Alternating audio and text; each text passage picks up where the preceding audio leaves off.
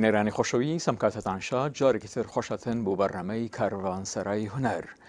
من جانی دیلان میوانداری ئەم بەرنامە هەروەکو لە پێشە بەڕێنماندا لە هەر بەرنامەیەک کارێکی هونەری و یاخود هونەرمەندێکی نوێ ئاشناتان بکەین و لە بەرنامەی ئەمجارەمان ڕوودەکەنێ لای هونەرمەندی کورد شەهریار جەمشیدی.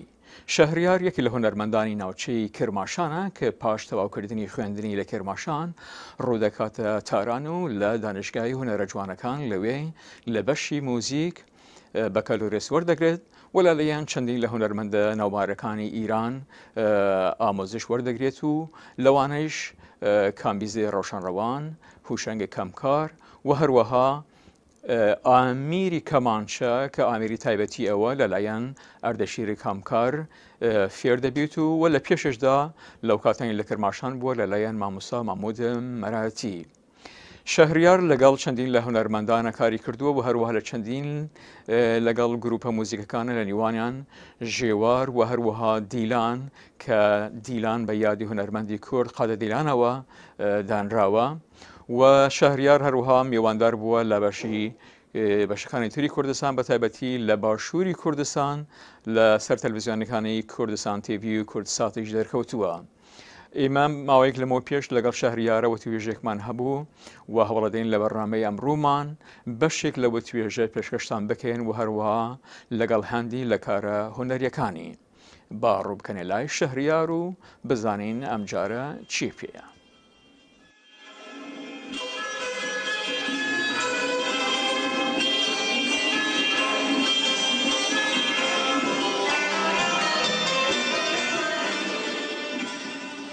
کاک شەهریار کێ بوون ئەو کەسانە یەکەمین جار لە ناو شاری کرماشانە کەوا لە سەرت و کاریگەری هەبوو بچیتە ناو کاری هونەریەوە و ئامیری کەمانچە هەڵبەبژێری؟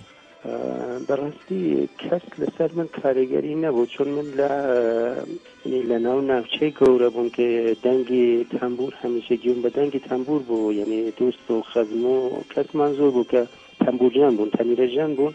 بەڵام لای خۆم وایە نەمر گۆرانیبێژ شەریفیان ئەو کاتە گۆرانیبێژێکی زۆر بە ناوبانگ بوو لە کەرمانشا، ئەوە زۆر کاریگەری لەسەر من کرد کە دەست بەژێنینی ئامری کەمانچە بکەم. یعنی ئەوە لە بیرم دەکرد. دوایی چۆمە خزمەت مامۆستا مەرئاتی و بەڕاستیش زۆر هەوڵیدا کە من بەردەوام لە کاری ژێنینی کەمانچە بێم. چۆن بۆ تووشی دەناو کاری ڕەسەنەوە لە جات بشی دەناو کارێکی مۆدرنترەوە؟ بەڕاستی من خۆم زۆر یعنی هەرسێکی ناسیۆنالیسم لەسەر هونەری کورد هەیە، چون لە ئەسڵ ئێمە لە ناوچەیەکی کوردەواری لە دایک بوون. دواتر کە هاتمە تاران بینیم خۆ موسیقای سنەتیش موسیقای سنەتیش هەر بۆ خۆی وەکو موسیقایەکی ترادیشناڵە، یعنی موسیقایەکی کۆنە. بەڕاستیش خۆ زۆر هەوڵمدا موسیقای سنەتی ئێرانیش فێر بم، بەڵام وازانیم کە ئەو شتانەی کە فێر بوون لە بارەی موسیقای ئیرانی باشترە بێخەمە ناو ڕێگای موسیقای ڕەسەنی کوردی. چۆ ساڵ هە لەناو ئەم کارەیدن لە ڕۆی بەرهەمهێنانتەوە چ جۆرە بەرهەمێکت هەبوو تا ئێستاکە؟ لەگەڵ چەند گروپی فارسی وەک کوردی کارم کردووە کە ئەگەرچی زۆربەی هەوڵ من لەسەر تاکەژەنی بوو، یعنی زۆر من هەوڵم داوە بەس بۆ خۆم کاری هونەری بکەم. دەتوانم بڵێم لەگەڵ گروپی چەکات گروپێکی موسیقای ئێرانی بوو کە هەوڵیەکانی خۆمان لە دانشگای تاران بوو، چەند ساڵی هەوبەش بوو لەگەڵ هونەرمەند پایەبەر بەحمەنە ڕەجەبی ئیشمان کردووە. دوایی لەگەڵ تیپە کابووکێش کارمان کرد. بەڵام باسی بەرهەمەکانم بکەم، من یەکم بەرهەمی خۆم یعنی بەناو خۆم بەرهەمی بوو بەناو ئەوەناسی کە بۆ گۆرانیبێژ کرماشانی یەدوڵار ڕەحمانی کۆمارم کرد، یعنی ئامادەم کرد و موزیکم دانا و زەبتمان کرد کە لە ساڵی 2004 هاتنەوە بازاری تیڤی و کاسێت. لە دوای ئەوەش لە ساڵی 2008 خۆم بەرهەمێکم تۆمار کرد کە لەسەر سازی کەمانچە و ئامرە زەربیەکانە کە بە شێوەیەکی کۆن ئەم بەرهەمەمان ئامادە دەوێنی. بیر و ڕای من لەسەر ئەو بەرهەمە ئەمە بوو کە بە یادی دووکیەکان و ئەو چاوشانە کە لە زەماوەند و شایەکان کەمانچەیان ئەژەنی ئەم بەرهەمە ئامادە بکەم. موزیکی کوردی ئەمڕۆ چۆن هەڵدەسەنگێنی چ لە بەشی کوردستانی ئیران و یاخۆت کوردستانی باشوور و تورکیە و سووریا ئەرمەنستانش هەڵبەتە. بەڵێ بەڵێ من ڕای من ئەوەیە موزیکە کوردی ئەمڕۆ یعنی گرفتێکی زۆر گەورە هەیە ئەوەش لەبەر یەک تێکەڵاوی لەگەڵ کولتور و فەرهەنگی بیگانە. ئەو گرفتانەی ئەو ئاستانگانەی لەبەردەم هونەرمەندی کوردایە ئەمڕۆ چین؟ بەڕاستی ئەو پرسیارێکی زۆر گرنگە، مشکلی هەموو هونەرمەندانی کورد بەڕای من ئەوەیە. یەکی ئەوەیە کە ئەو پەیوەندیە کە پێویستە لە ناو خەڵک بەدەستیان نەهێناوە، یعنی بینی ئەوان و خەڵک فاصلە زوورە، یعنی میوانیان چۆڵە. مشکلی گەورەی هونەرمەندانی کورد لە ئیران ئەوەیە کە بۆ تۆمارکردنی بەرهەمەکانیان بۆ نازانم وەرگرتنی مۆڵەت جیاواز مشکلی زووریانەیە، یعنی ئەوەندە ئەزیەت دەبێت کە لە بیرت دەچێت. گەورەترین مشکل ئەوەیە کە دەبێت کەسێک بێ یارمەتیت بدە، شوێنێک بێ ئەنسیتۆی بێ یارمەتیت بدە کە بتوانی بەرهەمەکانی خۆت تۆمار بکەیت، چاپیان بکەیت، کە بەداخەوە لە ئێران ئەم مشکلە زۆر گەورەیە.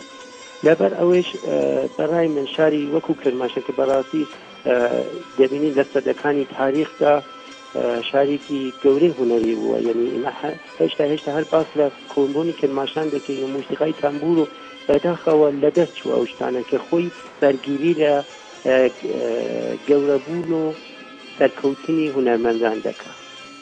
کاک شەهریار جەمشیدی مۆزیسیان و گورانیبێژی کورد زۆر سپاس و میدارین هەر شاد و سەرکەوتوبی لە کاروبارەکانت. زۆر سپاسمان دەکەم، منیش هەروە بۆ ئێوە ئەواتن سەرکەوتن و ژیانی باشە.